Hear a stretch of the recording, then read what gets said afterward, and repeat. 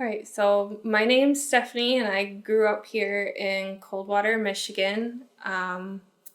When I was a freshman going through Coldwater High School, I was able to partake in a sexual assault class slash self-defense class where we had a nurse from the hospital come in and talk to us about if something ever did happen to us, what the process would be once we came to see her, if we came to see her, which kind of gave me a leg up for what was to happen to me later on that year. So in between the summer between my freshman year and my sophomore year, we were a couple days into summer vacation. My parents had gone to bed for the night, and I decided that I wanted to go out to my car to get a CD. And in between, my house and getting to my car, someone grabbed me from behind and started taking me down towards our lake in the front of our house. I just tried to struggle to get away. I managed to get myself free for a couple of seconds and fell to the ground. But he was instantly right on top of me again, covering up my mouth and saying that if I screamed, that my parents would find me floating in the lake the next day. So to get through the situation, I kind of just complied with what he was asking me to do, to try and keep myself alive as long as I could, to try and either find a way out of the situation or to just get through it until he left. So he took me down by the lake where he proceeded to rape me 3 different ways, orally, digitally, and then sexually, where he actually had intercourse with me. When he was through, he took me down 3 or 4 more yards away from my house. I don't know why, if it was just to confuse me. So I didn't know what direction he walked off in or why he really did it, but he had me curl up on the ground and count to 100. And he said once I got to 100 that I could go back home. So I did what he wanted me to do just to try and keep myself alive. So I curled up on the ground and I counted to 100, and then I went back into my house. Didn't go to my parents right away. I wasn't sure that they would believe what had happened to me. We lived in such a place where you wouldn't think that could happen. We didn't have a whole lot of neighbors around us. So I honestly just waited for my older sister to get home that evening before I told anybody what happened. So I went to my sister first. She didn't believe me at first until she took a look at my feet and realized that I had grass clippings on my feet that didn't come from our yard. She pleaded with me to be able to tell our parents what had happened, and after a little while, I let her go and get my mom up. Mom didn't believe it at first either until Christy said, "Look at her feet."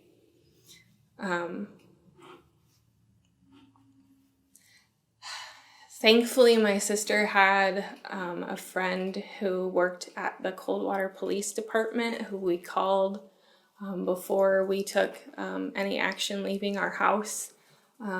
He informed us that the Coldwater station was not the one that we needed to go to, that we actually needed to go to the Michigan State Police to report what had happened.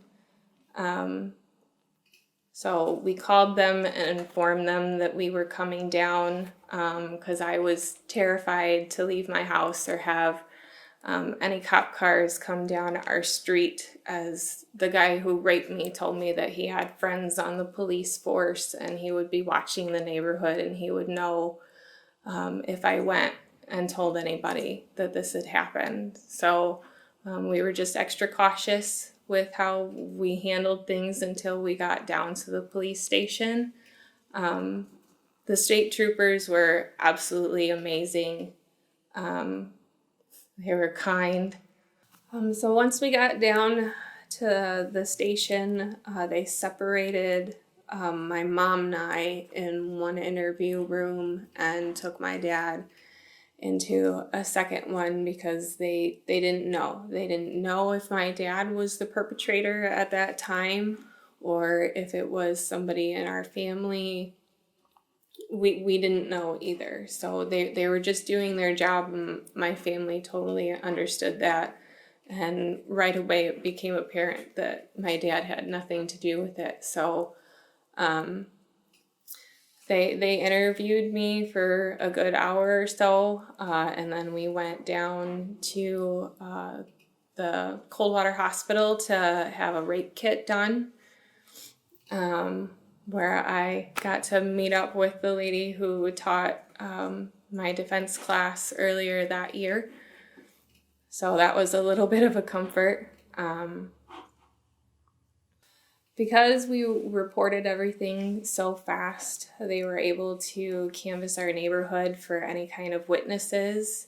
They were able to track down a few people before they went to work who had some really good information that gave them some really good leads. Luckily, a friend of mine who lived down the road had noticed a suspicious car at the front of our neighborhood when he came home that evening and just happened to write down the license plate number. So within 6 or 7 hours of us reporting this, they were in front of this random guy that wasn't from our area. They were able to, from the description I was able to give them, even though I never got to see his face, they could instantly guess that this was who they needed to be talking to. So they ended up getting a warrant and taking him also to have a rape kit done. And Michigan State Police escorted that kit up to Lansing themselves to make sure that it got processed as soon as possible so that we could keep moving forward and get this guy off the streets, because it was really obvious that I was not his first victim, that he had done this numerous times before with the way that he was able to sneak through our neighborhood without being seen by anybody. So once the kits came back, they did find my DNA on him and pretty much knew that we had this guy. So we went through the trial process of a pre-trial, making sure that there was enough evidence to move forward with an actual trial. And by Christmas that year, we had gone through the entire trial and we got better than a life sentence from our judge, which was amazing. 33 to 55 years is a pretty long time for somebody to sit in jail and have to think about what they've done to another person.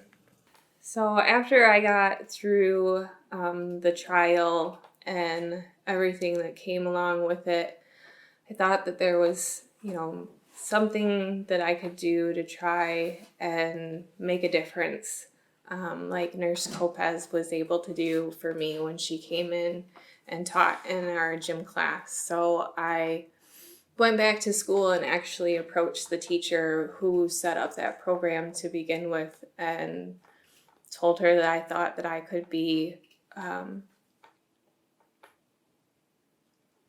good asset to her. I just thought that there was something a little lacking from what she had. When I had that class, I was the kid sitting at the back going, this is never going to happen to me. Why am I even listening to this? But the sad truth is that it's 1 in 3 and not, and not 1 in 3 women.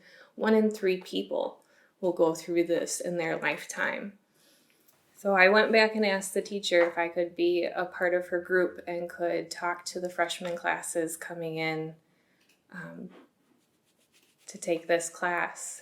And she thankfully let me come on. It was a big step in healing for me, being able to tell my story and to try and heal my family at the same time. Eventually, I would end up getting my sister and my mom speaking about this as well, which they still are big advocates to this day, trying to make a difference.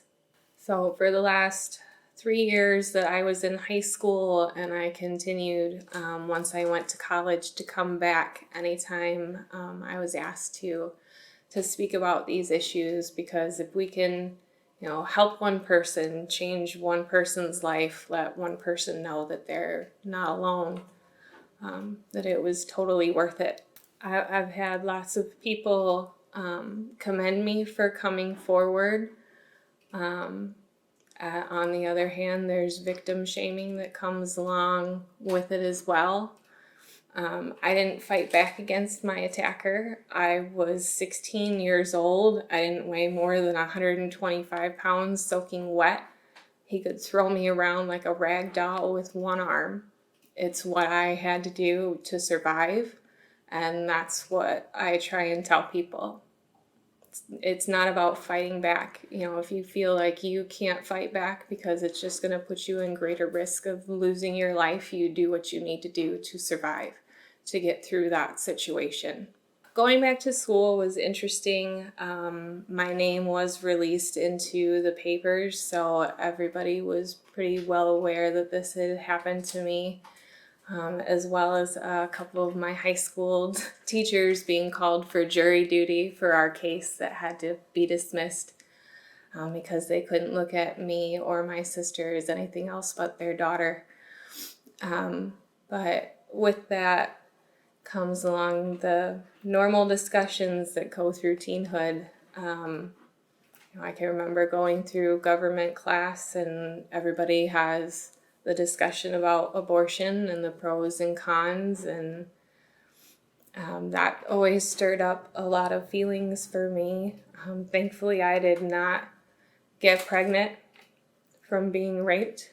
I don't think I would have been a strong enough person to be able to carry a child full term after that. Going to high school parties later on and watching people putting themselves in precarious situations by getting overly intoxicated or doing drugs. I always became the mother hen over most of my friends whenever we would go to parties, being sober mom. And making sure that everyone was safe and that everyone would make it home at the end of the night. I can tell you that a lot of people will tell you that time will heal all wounds. I don't know so much about completely healing as they get lesser over time. The more my family stayed active and talked about these kind of things, the more we felt we healed. Counseling is always a great idea. Never settle for a counselor. Find someone who you feel comfortable with. And it doesn't have to be, someone with a degree. Talking to my teachers was a great help. I had an amazing support system going through school. I almost didn't make it through high school. There were times where I was absent from school more than I was present. But having a couple good teachers by my side kept me going, kept me coming back, even when it was hard to face the kids around you. There's always people who are going to talk behind your back, say that you deserved it, say that you were asking for it. All I can say about the people who want to talk things about you behind your back is They don't know what it's like. They'll never know until it happens to them or till it happens to somebody that's close to them, what it can do to a family, to your friends.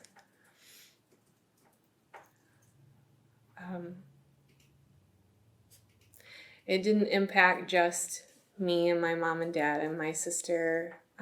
This impacted my aunts and uncles, my grandparents, my family who don't even live in state, who are all the way out in California. It was hard for everybody, and it brought up old memories for everybody, old wounds that other family members hadn't healed from. So we have to shatter the silence. And the only way that we're going to do this is if we stop hiding in the shadows and feeling like this was our fault in some way. The only way we're going to stop people from continuing to do this and get away with this is giving ourselves a voice, and giving a voice for those around us who can't speak up for themselves. If someone comes to you and wants to tell you their story because they feel like they have no one else that they can talk to, please just listen. Try not to be judgmental. You don't know what this feels like until it happens to you or till it happens to someone that you know.